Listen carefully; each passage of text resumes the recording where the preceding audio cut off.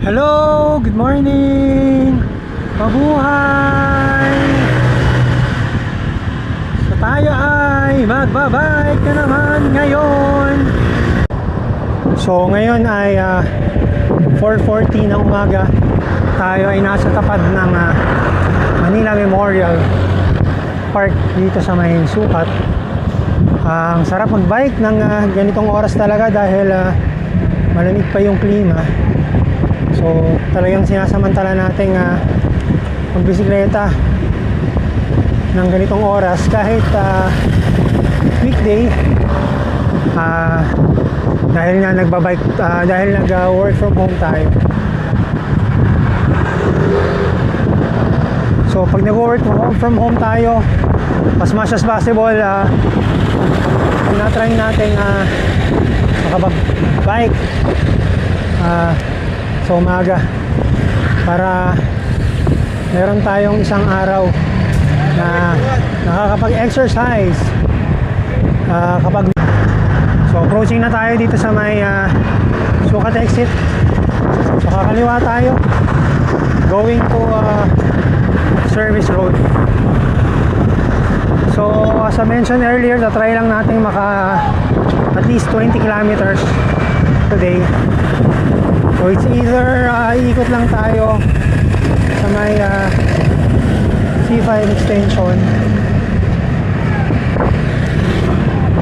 or baka sa airport tayo iikot.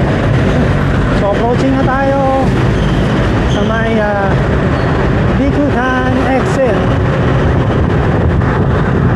So far konti pa yung sasakyan ng ganitong oras, kaya medyo ayos-ayos pang magbike sa may service road. Dapat kasi ang gising natin kanina ay 3 o'clock ng umaga, pero for whatever reason hindi nag-alarm yung ating nag-alarm yung ating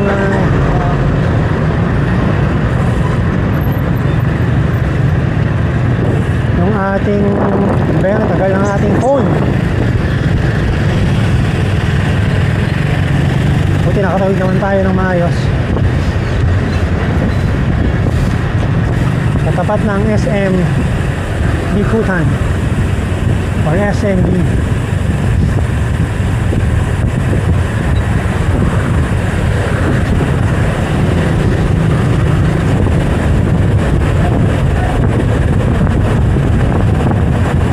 Today ay initest din natin yung ating Insta360 Ace Pro. So hopefully maganda yung video quality niya paggabi, and hopefully okay din yung stabilization. So hindi pa natin siya nakakalikot mabuti. Tingnan lang muna natin kung gaano ka ganda yung video quality based sa settings out of the box. So ito medyo madilim na portion na siya. So tayo ay naka pure video mode ngayon dahil yun yung mode niya for night. So ito na yung kaliwaan papuntang C5 extension going to Parañaque and Las Piñas. So nakapasok na tayo ng C5 extension. So on our left, ayan yung expressway from C5 going to Parañaque. So far Parañaque pa lang, pero alam ko tatagos yan ng ng Cavitex.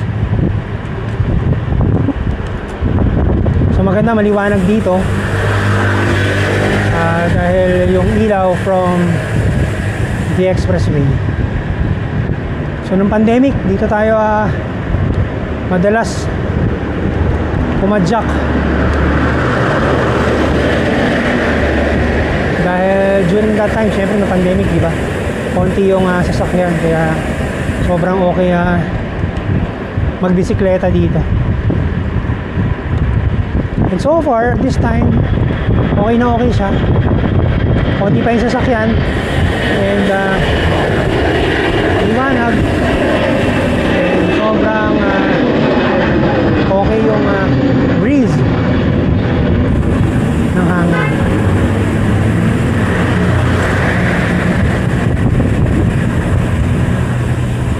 So ayan, no, liwanag. Ayos na ayos.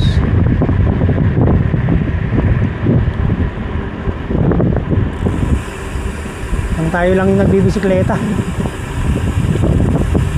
Kaya solong-solo mo rin yung kalsada. So kakaliwa na tayo dito kasi wala pang sarado pa yung diretso, and papasok yata yan ng expressway pag natapos.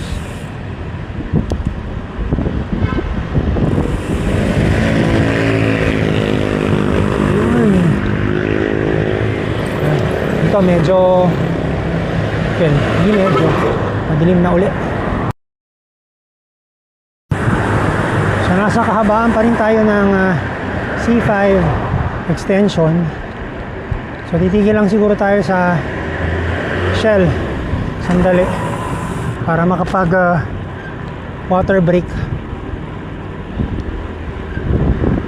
So ito na yung Shell sa may C5 extension, and our right, compound na yan ng airport.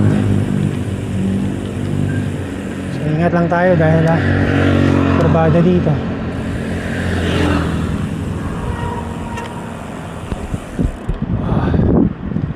Aviation observation deck. So water break lang tayo dito sandali sa Shell. So nag water break lang tayo dito sandali sa may Shell dito sa may C5 extension, and then maya maya aalis din na tayo. Mga 2 or 3 minutes lang siguro tayo dito. Papalamig lang tayo sandali.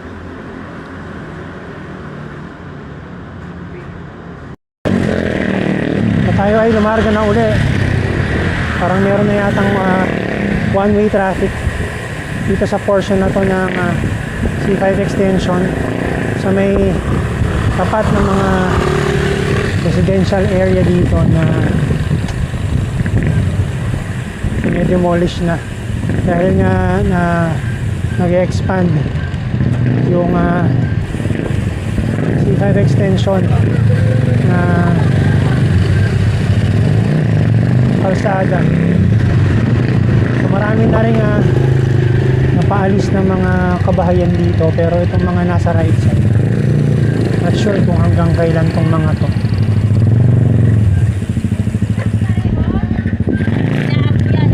Meron ng build up dito dahil nga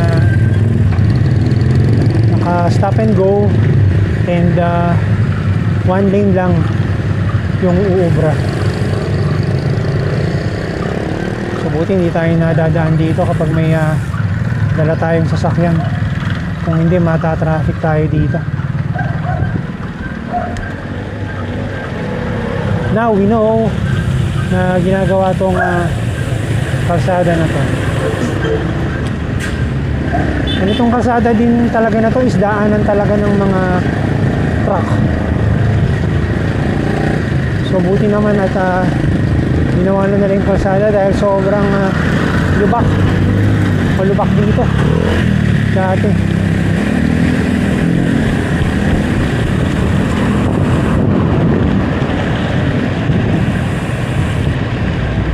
Sa may kanto, dediretso na tayo papuntang VLRC Pag Center dahil makaka 20 kilometers naman tayo at least. So ayan, no, traffic na sa may kabilang opposite lane.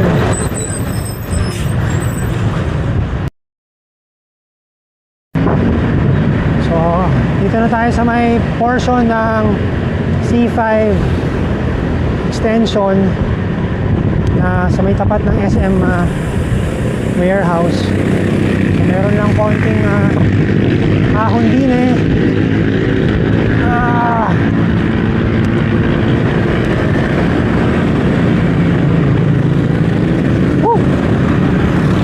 Kagandahan dito sa may C5 extension, meron siyang yung bike lane niya merong ilaw, ayan, kulay green. And buti meron na silang post light dito ngayon. So hindi ganun kaliwanag, pero okay na din. At least medyo may konting liwanag, lalong lalo na sa mga nagbibisikleta. So lusong ng konti.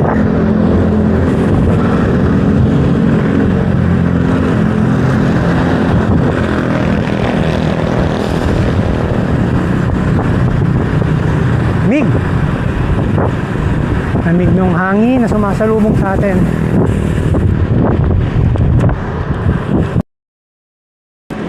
So tayo ay approaching na dito sa may flyover sa may tapat ng Avida Sukat and SM Sukat. So dito din okay, no, medyo maliwanag na din dahil dun sa ilaw. Dahil nung last time tayong nag-ride tayo ng ganitong oras dito, wala pang ilaw yung wala pang poste actually. So ayos na meron ng ilaw yung mga poste ngayon, para nakikita rin tayo ng mga sasakyan kapag madilim ang kapaligiran.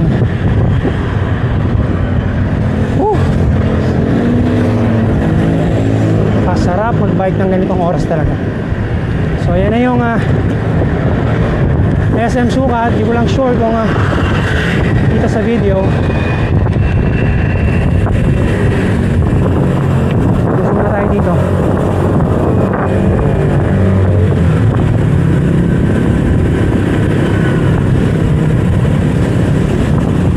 Ikot lang tayo sa mga sasakyan.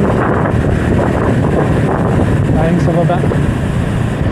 Ayan, dito na tayo sa may C5 extension sa SM Sukat.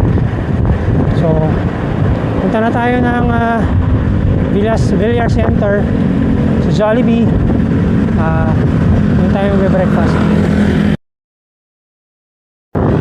So nandito na tayo sa halos dulong portion ng C5 extension, malapit sa tapat ng All Home. So sarap magbike talaga pag ganitong oras. So I encourage you, no, kapag kaya nyong gumising ng maaga, try nyong magbike habang malamig pa yung simoy ng hangin sa umaga. So as I mentioned earlier, mag-breakfast lang tayo sa C5 extension, ay sa may Villar Sipag Center sa may Jollibee. Then uuwi na tayo. So dito na natin tatapusin yung ating short ride vlog for today. Wednesday, January 17 yata ngayon. So for those po, no, na hindi pa nakasubscribe sa ating YouTube channel, sana kayo po ay makasubscribe, makapanood at makapag-like and makapag-share ng ating video sa Rider Rocky, and follow me as well sa aking Facebook page na Rider Rocky, and also sa aking IG na Biker Rock 77. So from C5 extension here in Las Piñas City, marami pong salamat. Bye!